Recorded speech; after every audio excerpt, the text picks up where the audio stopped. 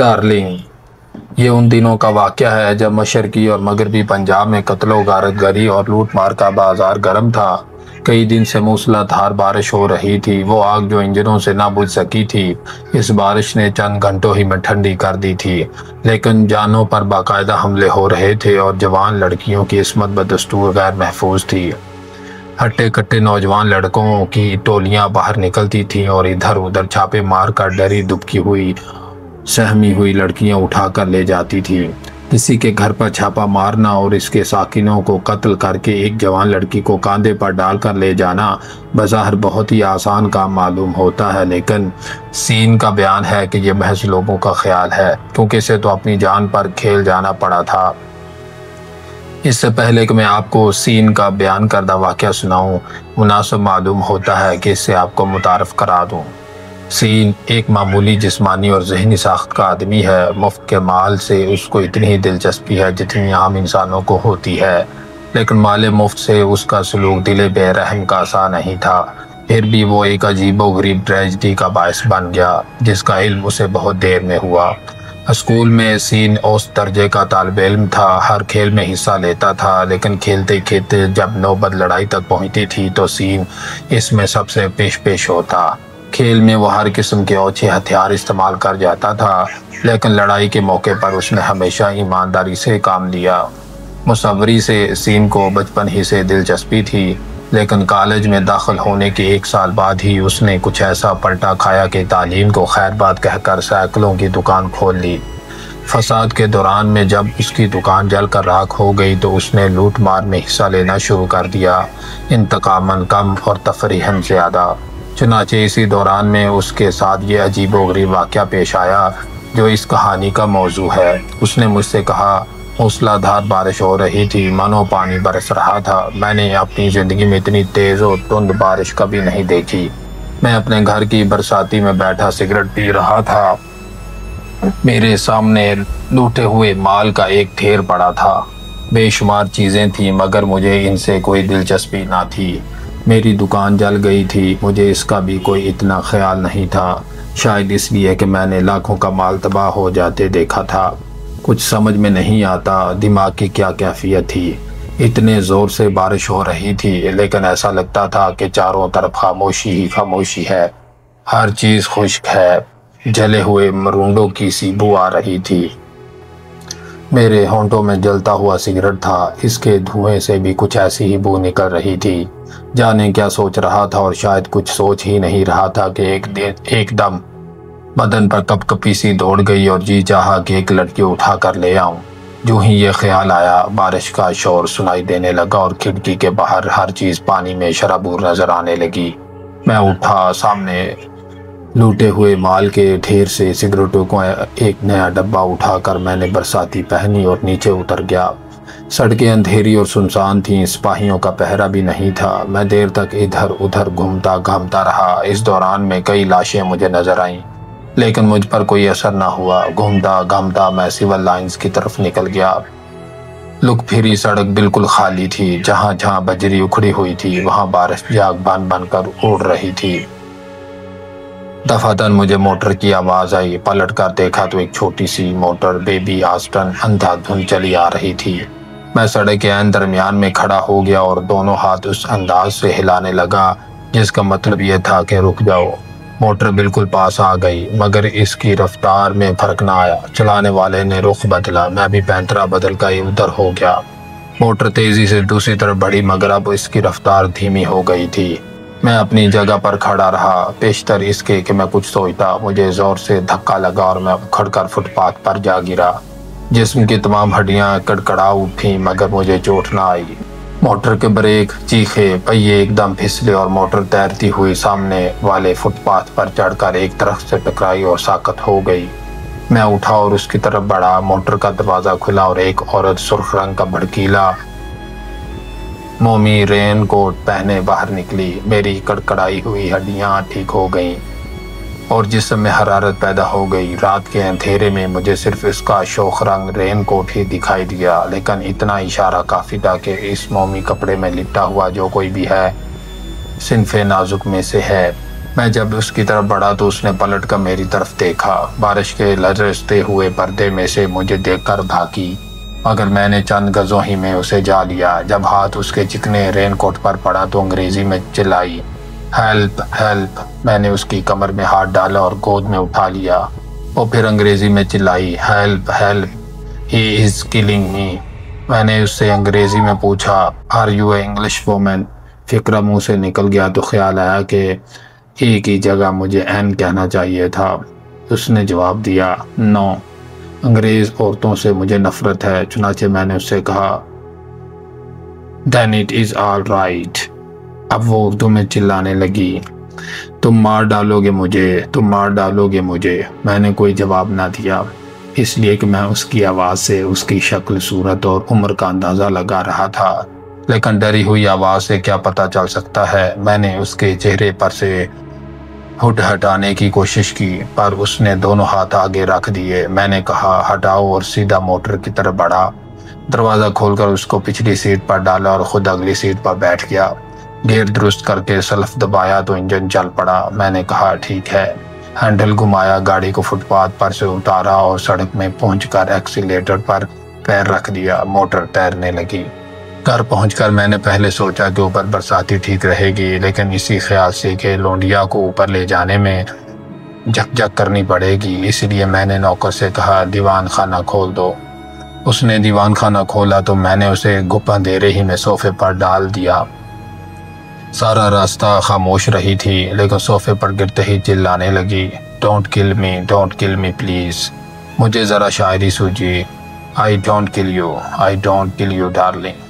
وہ رونے لگی۔ میں نے نوکر سے کہا، چلے جاؤ۔ وہ چلا گیا۔ میں نے جیب سے دیا سلائی نکالی، ایک ایک کر کے ساری تیلیاں نکالی، مگر ایک بھی نہ سلگی، اس لیے کہ بارش میں ان کے مسالے کا بالکل فالودہ ہو گیا تھا۔ بجلی کا کرنٹ کئی دنوں سے غائب تھا۔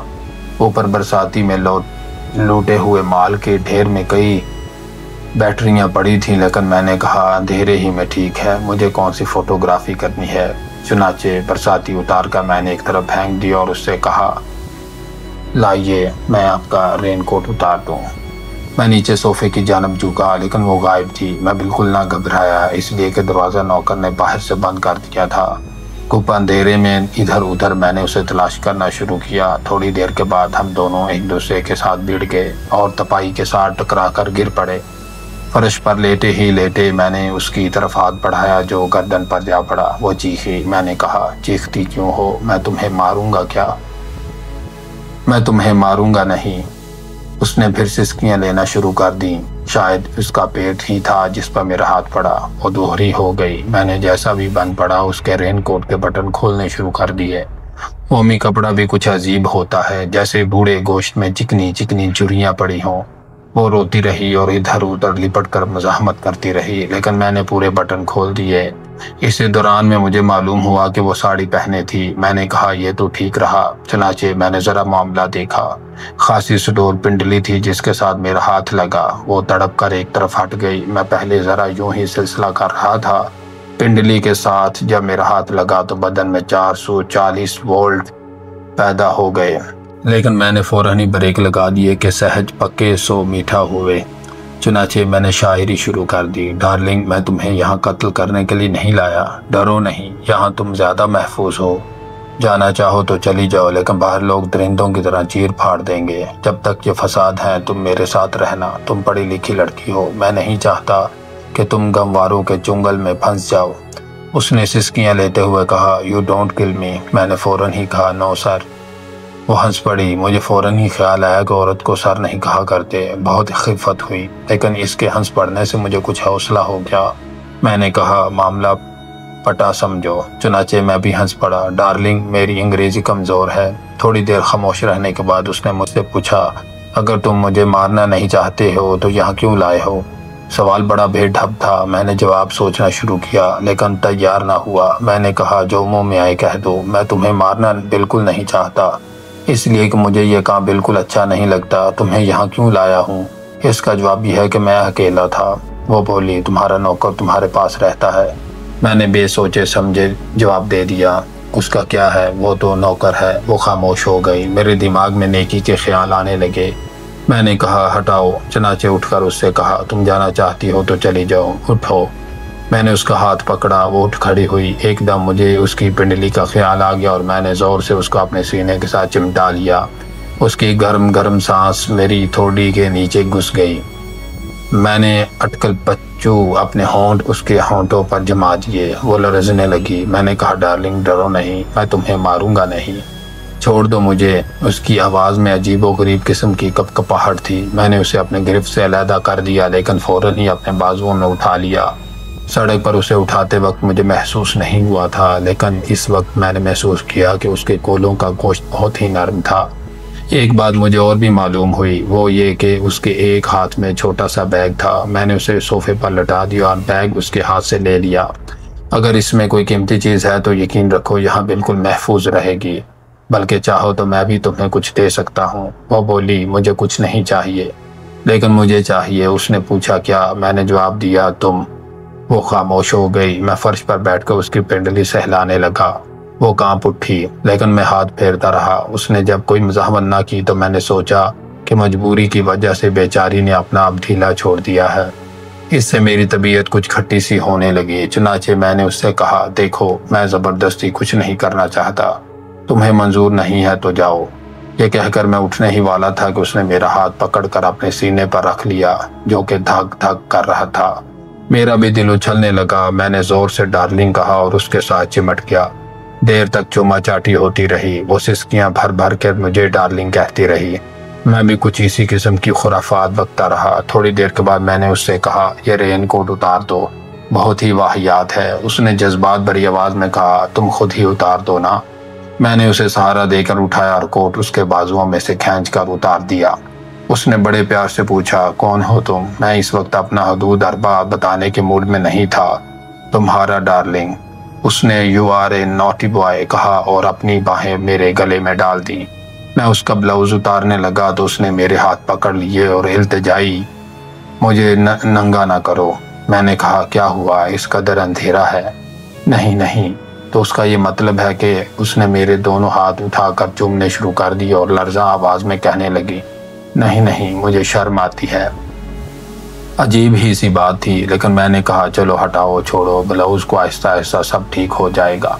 मैं कुछ देर खामोश रहा तो उसने डरी हुई आवाज़ में पूछा तुम नाराज़ तो नहीं हो गए?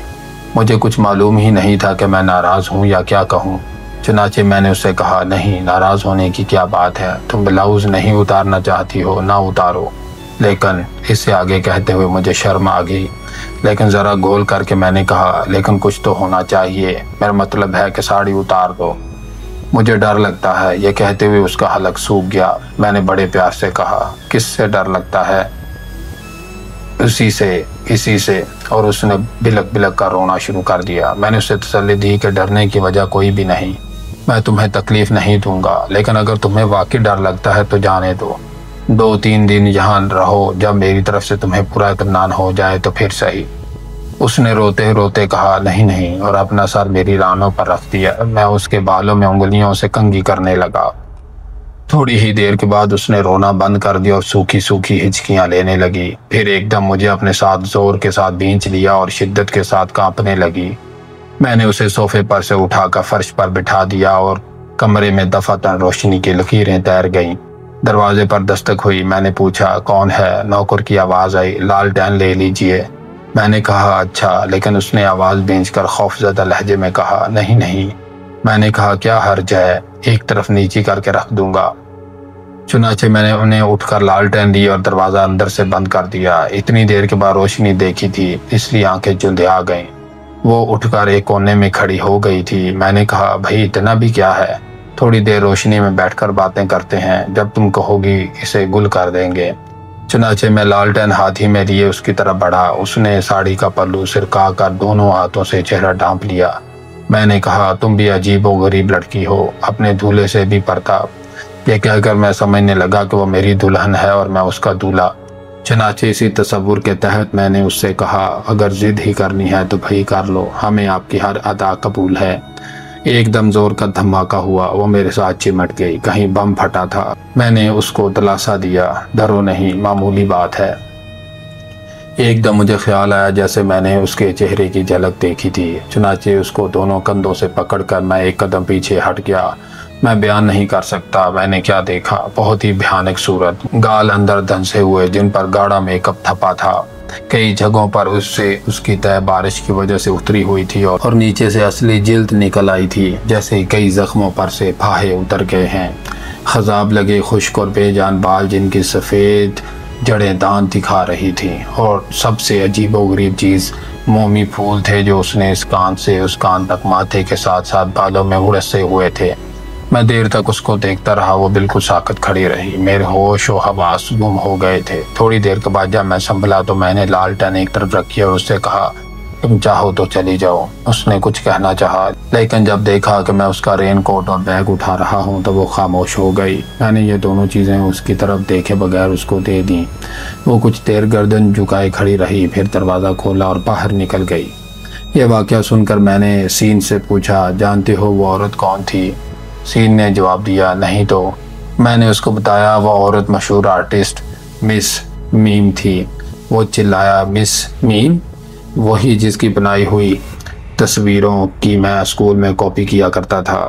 میں نے جواب دیا، وہی ایک آرٹ کالج کی پرنسپل تھی جہاں وہ لڑکیوں کو صرف عورتوں اور پھولوں کی تصویر کشی سکھاتی تھی، مردوں سے اسے سخت نفرت تھی۔ یہ سن کر سین کچھ سوچنے لگا مگر ایک دم چونکا، کہاں ہے آج کل؟ میں نے مسکرا کر جواب دیا، آسمان پر۔ اس نے پوچھا، کیا مطلب؟ میں نے جواب دیا، اسی رات کو جب تم نے اسے باہر نکالا اس کی موٹر کا حادثہ ہوا اور وہ مر گئی، لیکن اس کے قاتل تم ہو، یہ صرف میں جانتا ہوں۔ نہیں، تم دو عورتوں کے قاتل ہو، ایک اس عورت کے جس کو سب مشہور آرٹسٹ کی حیثیت سے جانتے ہیں، دوسری اس عورت کے جو تمہارے دیوان خانے میں پہلی عورت کے قالب سے باہر نکلی تھی اور جس کو صرف تم جانتے ہو۔ سین خاموش رہا۔